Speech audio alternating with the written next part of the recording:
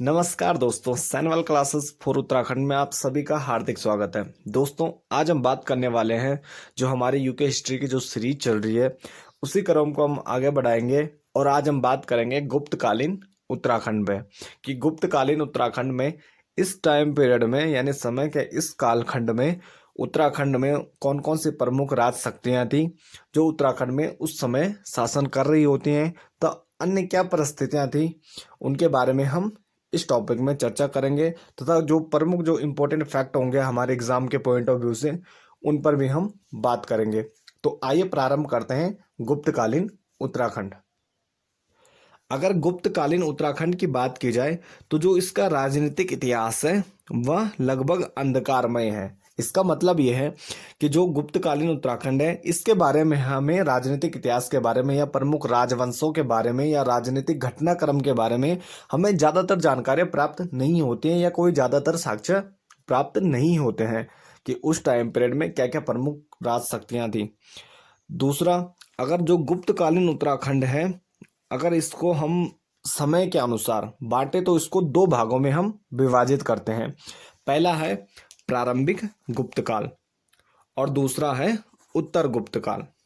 अगर प्रारंभिक गुप्तकाल की बात की जाए उत्तराखंड के इतिहास में तो इसको हम उत्तराखंड के जो मध्य हिमालय है उसमें अगर प्रमुख राज शक्तियों की बात की जाए या प्रमुख राजवंशों की बात की जाए या राज्य की बात की जाए कि कौन सी राज शक्तियाँ यहाँ पर शासन कर रही होती है, तो इस टाइम पीरियड में जो प्रारंभिक गुप्त काल है इसमें हमें दो प्रमुख राज शक्तियों के बारे में पता चलता है। एक तो कर्तपुर राज्य और दूसरा है छागलेस का राजवंश।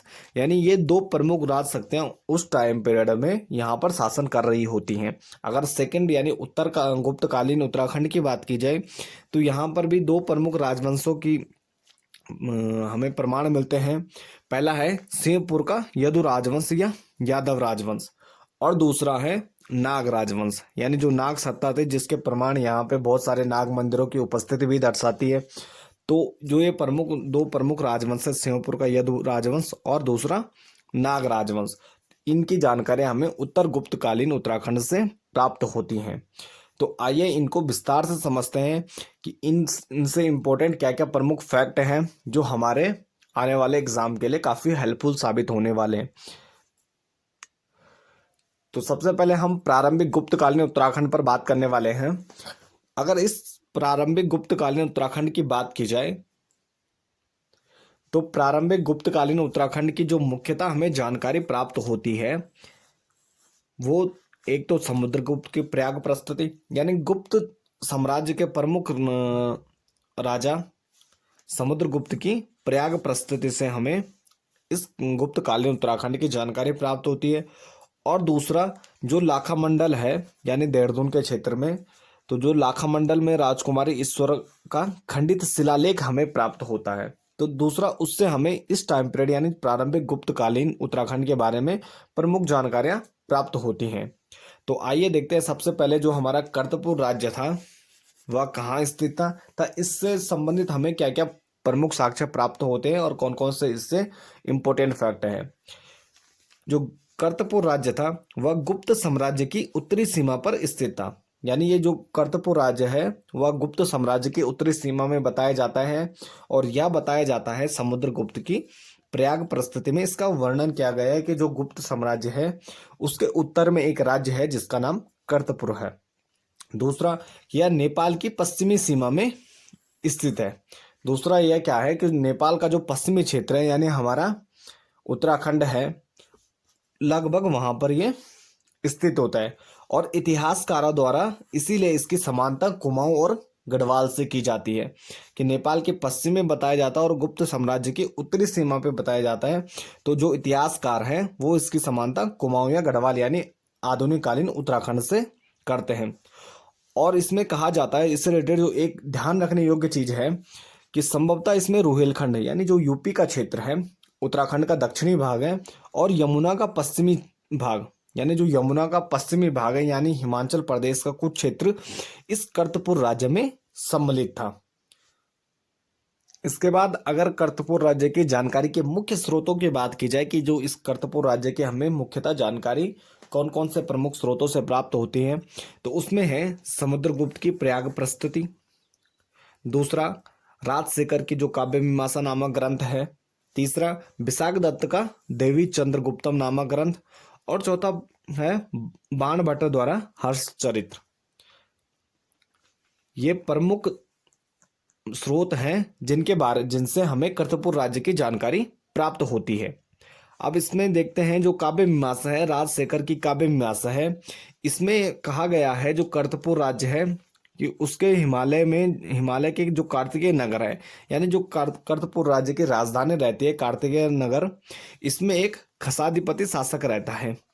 यानी जो काव्य मीमांसा है इसमें जो कर्तपुर शासक थे उनको खसों से संबंधित माना गया है, यानी जो कर्तपुर शासक थे वो खस थे। दूसरा जो रखालदास बनर्जी हैं उन्होंने इसको एक कुषाण शासक माना है। अगर इन दोनों ग्रंथों की बात की जाए, देवी चंद्रगुप्तम और हर्षचरित्र की, तो इसमें उस खसाधिपति को, यानी जो शासक था जो कार्तिकेय नगर में निवास करता था, उसको एक शकपति माना गया, यानी एक शक शासक माना गया है जिसकी राजधानी कार्तिकेय नगर बताई गई है।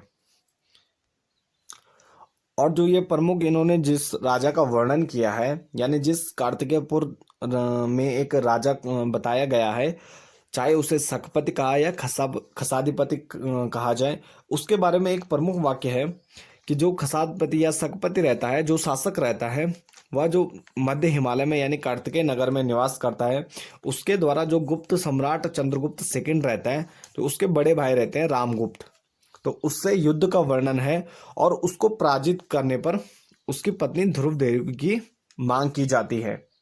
उसके बाद चंद्रगुप्त द्वारा रामगुप्त की हत्या की जाती है और यानी जो शक शासक रहता है, या उसको कुषाण शासक बोलो, यानी जो भी वो कार्तिकेयपुर का शासक था, उसको परास्त किया जाता है और उसकी हत्या कर दी जाती है। तो ये थोड़ा उससे संबंधित एक वाक्य है। इसके बाद अगर इस कर्तपुर की राजधानी की बात की जाए, जो इसकी राजधानी रहती है, अगर हम राजधानी की बात करें, यानी जो राजधानी रहती है, तो गढ़वाल हिमालय की अलकनंदा घाटी में कार्तिक स्वामी देवस्थल के निकट कार्तिकेय नगर में। अगर ग्रंथों की बात की जाए तो उसमें केवल कार्तिकेय नगर बताया गया है, और इसमें इतिहासकारों द्वारा उसकी जो समानता है वह अलकनंदा घाटी में कार्तिक स्वामी देवस्थल के निकट की जाती है, यानी चमोली वाले क्षेत्र से की जाती है, जिसे ताम्रपत्र व अभिलेखों में कार्तिकेयपुर नाम का वर्णन किया गया है। यानी उसे कार्तिकेयपुर कहा गया है, जो प्रमुख इनका नगर था कार्तिकेय नगर, उसे कार्तिकेयपुर कहा गया है।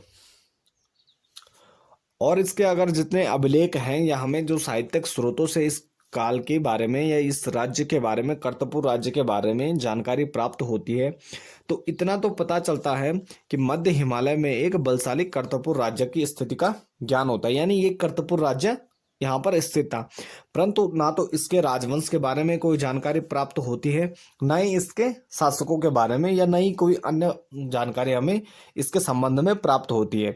तो इसके कारण इसमें विद्वानों में जो इतिहासकार हैं उनमें काफी मतभेद है इस राज्य के बारे में और इसके शासकों के बारे में। तो यानी जो ये एक वाक्य है, शकपति खसाधिपति का युद्ध करना चंद्रगुप्त सेकंड से, तो इसके संबंध में जो अधिकतर विद्वान हैं वो इसको ना ही कुषाण शासक, ना ही खस शासक और ना ही शक शासक, वो ज्यादातर इसको कुनिंद शासक स्वीकार करते हैं। यानी ये जो कुनिंद थे उन्हीं का एक उत्तरवर्ती ये शासक था जिसका कर्तपुर राज्य था।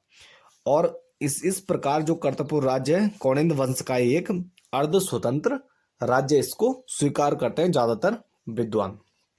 तो आइए थोड़ा इसको मैप में समझ लेते हैं। यानी जो नेपाल के पश्चिम में एक कार्तिकेय नगर है, स्थित है मध्य हिमालय में, चमोली वाला क्षेत्र है, और इसके नीचे जो यूपी वाला क्षेत्र है ये रुहेलखंड है, और कहा जाता है रुहेलखंड और यमुना का पश्चिमी भाग, यानी जो हिमाचल प्रदेश वाला एरिया है, क्षेत्र है, वहां पर ये कर्तपुर राज्य विस्तरित था।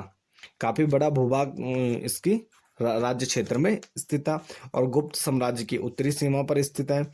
चंद्रगुप्त के बड़े भाई रामगुप्त द्वारा इसके साथ युद्ध किया जाता है, और शख्स जो ये शक है, शक शासक बोलो या कुनिंद शासक बोलो, इसके द्वारा इसे परास्त किया जाता है और इसकी पत्नी ध्रुव देवी की मांग की जाती है।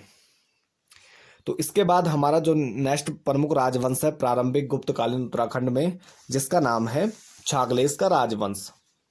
तो आइए इस पर बात करते हैं कि इसमें क्या क्या इंपॉर्टेंट फैक्ट हैं जो हमारे एग्जाम के लिए इंपॉर्टेंट है। अगर इसकी जानकारी की बात की जाए, जो छागलेस का राजवंश है उसकी जानकारी हमें राजकुमारी ईश्वरा के लाखामंडल में खंडित शिलालेख से प्राप्त होती है। यानी राजकुमारी ईश्वरा द्वारा एक शिलालेख लाखामंडल में स्थापित करवाया गया था, उससे इस राजवंश की जानकारी प्राप्त होती है। और अगर इसके क्षेत्र की बात की जाए या शासन उसकी बात की जाए, ये कहाँ स्थित था, तो यमुना के आसपास लाखामंडल के क्षेत्र में इसका शासन बताया जाता है, क्योंकि वहीं से इसके प्रमाण मिले हैं। तो इसीलिए ज्यादातर इतिहास का स्वीकार करते हैं कि जो देहरादून का पश्चिमी भाग है, लाखामंडल वाला क्षेत्र है, यमुना के आसपास वाला क्षेत्र है, वहां पर ही इसका शासन क्षेत्र रहा होगा। और इसके समय की बात की जाए तो ये पांचवी सदी ईस्वी के आसपास लगभग वहां पर या लाखामंडल के क्षेत्र में रहा होगा। और जो ये राजकुमारी ईश्वरा का खंडित शिलालेख है, इससे छागलेस के 7 राजाओं के नाम प्राप्त होते हैं। वैसे तो 9 राजाओं के नाम प्राप्त होते हैं, पर लेकिन उसमें 2 राजाओं के नाम अब स्पष्ट रूप से दिखाई नहीं देते हैं। इसके अलावा जो कर्तपुर राज्य के पश्चिम में एक स्थानीय नरेश इसे बताया जाता है। यानी जो छागलेस का राजवंश है, इसे कर्तपुर राज्य, यानी जो हमारा कर्तपुर राज्य उसके पश्चिम में, यानी देहरादून का जो पश्चिमी क्षेत्र है उसमें एक स्थानीय नरेश इसे बताया जाता है। यानी एक स्थानीय जो लोकल वहां पे शासन कर रहा होता है यमुना के आसपास के क्षेत्र में। यानी ये कर्तपुर राज्य है और इसके पश्चिमी भाग में यमुना के आसपास इसका छागलेस का राजवंश है, जिससे 7 राजाओं की जानकारी हमें प्राप्त होती है। अगर इन 7 राजाओं के नामों की बात की जाए तो इसमें है नरपति जयदास, गुहेश, अचल, छागलेश दास, रुद्रेश दास, छागलेश केतु, और 7वां भी नाम मिटा हुआ है। इसके अलावा 2 अन्य नाम हैं जिनके हमें स्पष्ट जानकारी नहीं होती है, यानी उनके नाम मिटे हुए हैं, वो दिखाई देते हैं, अस्पष्ट हैं। इसमें अगर जो दास नामन छागलेश राजवंश के संबंध में इतिहास मौन है, परंतु स्पष्ट इतना कहा जा सकता है कि लाखामंडल जो शिलालेख का छागलेश कुनिंदों के कर्तपुर राज्य के पश्चिम में कोई स्थानीय नरेश था। यानी इसके आधार पर जो ये लाखामंडल शिलालेख हमें प्राप्त होता है, कहा जा सकता है कि कर्तपुर राज्य था जो उसके पश्चिम में कोई ये छागलेश जो राजवंश है वो एक स्थानीय नरेश जरूर रहा होगा। और इससे संबंध में कोई जो प्रमुख जानकारी हमें प्राप्त नहीं होती है अन्य शासकों के बारे में, इसके संबंध में, इसके पूरे विस्तृत शासन क्षेत्र के बारे में अन्य कोई जानकारी हमें प्राप्त नहीं होती है। अब इसके बाद बात करते हैं हम उत्तर गुप्तकालीन उत्तराखंड के बारे में। यानी उत्तर गुप्तकालीन उत्तराखंड में कौन कौन सी प्रमुख चीजें हैं। इसमें गुप्त सम्राट स्कंद गुप्त की जब मृत्यु होती है उसके पश्चात यानी गुप्त साम्राज्य पतन की ओर अग्रसर होता है और उत्तर गुप्त काल प्रारंभ होता है। तो इससे जो थोड़ा बहुत जो हमें जानकारी प्राप्त होती है उत्तर गुप्तकालीन उत्तराखंड के बारे में, वह ऐतिहासिक अभिलेखों से, यानी मुख्य ऐतिहासिक अभिलेखों से ही इस टाइम पीरियड के बारे में, जो उत्तराखंड के बारे में जानकारी प्राप्त होती है। अगर उत्तर गुप्तकालीन उत्तराखंड की बात की जाए तो अभी हमने जैसे पढ़ा था कि यहाँ पर 2 प्रमुख राजवंशों के बारे में हमें जानकारी प्राप्त होती है। यानी कि उत्तराखंड में 2 प्रमुख राजवंश जो शासन सत्ता स्थापित किए हुए हैं। पहला सिंहपुर का यदु या यादव राजवंश और दूसरा है नाग राजवंश। तो इसमें सबसे पहले हम सिंहपुर के यदु या यादव राजवंश को देख लेते हैं कि इसमें क्या क्या इंपॉर्टेंट चीजें हैं। पहला है, अगर इसके प्रारंभिक काल की बात की जाए तो ये पूर्व गुप्त काल या प्रारंभिक गुप्त काल से यादवों की एक शाखा कालसी में शासन कर रही होती है। यानी जो देहरादून का पश्चिमी क्षेत्र है यहाँ पर ये लोग प्रारंभिक या गुप्त काल से यानी पूर्व गुप्त काल से शासन कर रहे होते हैं। और प्रारंभ में अब ऐसा नहीं है कि एक ही शासक पूरे समस्त उत्तराखंड में या पूरे मध्य हिमालय में शासन कर रहा होता है। यहाँ पर छोटे छोटे नरेश हर जगह शासन कर रहे होते हैं। अब जैसे ही उन्हें मौका मिलता है, जैसे ही केंद्रीय शक्तियां कमजोर होती हैं, वैसे ही वो खुद को स्वतंत्र रूप से स्थापित कर देते हैं। तो इसी क्रम में क्या होता है कि जो ये सिंहपुर का यदु राजवंश है, प्रारंभ में संभवतः या किसी के अधीन शासन कर रहा होगा, और जैसे इसे मौका मिलता है तो ये अपनी शक्तियों का विस्तार करते हैं और अपने राज्य विस्तार करते हैं। अगर इसकी जानकारी की बात की जाए कि इसकी जानकारी हमें कहाँ से प्राप्त होती है, कहाँ से पता चलता है कि जो सिंहपुर का यदु राजवंश था वह कालसी के क्षेत्र में आसपास में शासन कर रहा होता है, तो यह भी राजकुमारी जो ईश्वरा थी उसके द्वारा जो लाखामंडल प्रशस्ति है उसमें जो शिलालेख स्थापित किया गया है उससे इसके बारे में जानकारी हमें प्राप्त होती है, लाखामंडल शिलालेख से। अगर इसकी राजधानी की बात की जाए तो सिंहपुर का यदु या यादव राजवंश से इसकी राजधानी कहाँ थी, तो सिंहपुर की राजधानी यानी जो ये यदु या यादव राजवंश रहता है जो इनकी राजधानी वो सिंहपुर रहती है। और सिंहपुर के क्षेत्र के बारे में ये कहाँ स्थित था, इस पर भी विद्वानों में काफी मतभेद है।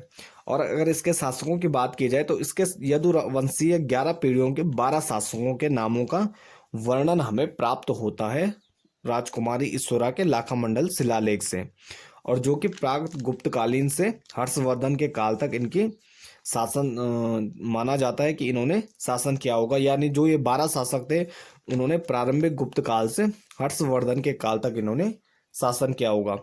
और इसके अगर संस्थापक की बात की जाए कि जो इस वंश यदु या यादव राजवंश है इसका संस्थापक कौन था, तो इसका संस्थापक सेन वर्मन था। यानी सेन वर्मन द्वारा इस राजवंश की सत्ता स्थापित की जाती है, इस राजवंश को स्थापित किया जाता है।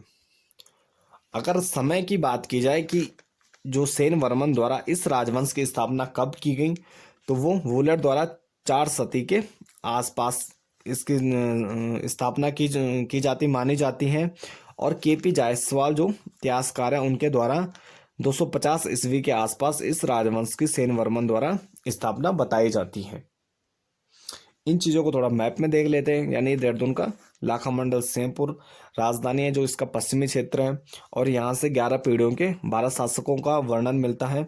संस्थापक सेन वर्मन है, और इसको अलग अलग विद्वानों द्वारा अलग अलग समय के अनुसार इसके स्थापना बताई जाती है। और कुछ इतिहासकारों जो द्वारा जो सिंहपुर रहता है यह विवादित है, कुछ को इसको बंगाल के क्षेत्र में बताया जाता है, और जो 11वीं सदी ईस्वी के पूर्वी बंगाल के वर्मन वंश से इसकी साम्यता की जाती है या समानता की जाती है कि जो वर्मन वंश था उसी को हमने यदु या यादव राजवंश माना है। दूसरा, ये जो लाखामंडल शिलालेख है वो राजकुमारी ईश्वरा का शिलालेख है। तो आइए इसके संबंध में जो लाखामंडल शिलालेख है इसमें देखते हैं क्या क्या प्रमुख चीजें हैं इससे रिलेटेड। जो यदुवंशीय सम्राट भास्कर वर्मन की पुत्री राजकुमारी ईश्वरा द्वारा जिसका विवाह जालंधर के राजकुमार चंद्रगुप्त से हुआ था। राजकुमारी ने लाखामंडल में शिव मंदिर बनवाकर उसमें अभिलेख स्थापित करवाया जो अब खंडित स्थिति में है। यानी अगर राजकुमारी ईश्वरा की बात की जाए तो वो भास्कर वर्मन की पुत्री थी जो ये एक यदुवंशीय सम्राट था, और उनके विवाह की बात की जाए तो इनका विवाह जालंधर के राजकुमार चंद्रगुप्त से हुआ था। और राजकुमारी ईश्वरा द्वारा ही इस लाखामंडल शिलालेख को लाखामंडल में एक शिव मंदिर बनाकर उसमें स्थापित करवाया गया था जो कि अब एक खंडित अवस्था में है। और अगर इस राजवंश के इस लाखामंडल शिलालेख के काल की बात की जाए तो विद्वानों ने इसके काल के बारे में या उसके समय के बारे में भी अलग अलग वो दी हैं। कीलहोन की बात की जाए तो इन्होंने 7वीं सदी के अंत में इसे स्थापित बताया है कि राजकुमार ईश्वरा द्वारा तब इसे स्थापित करवाए गए।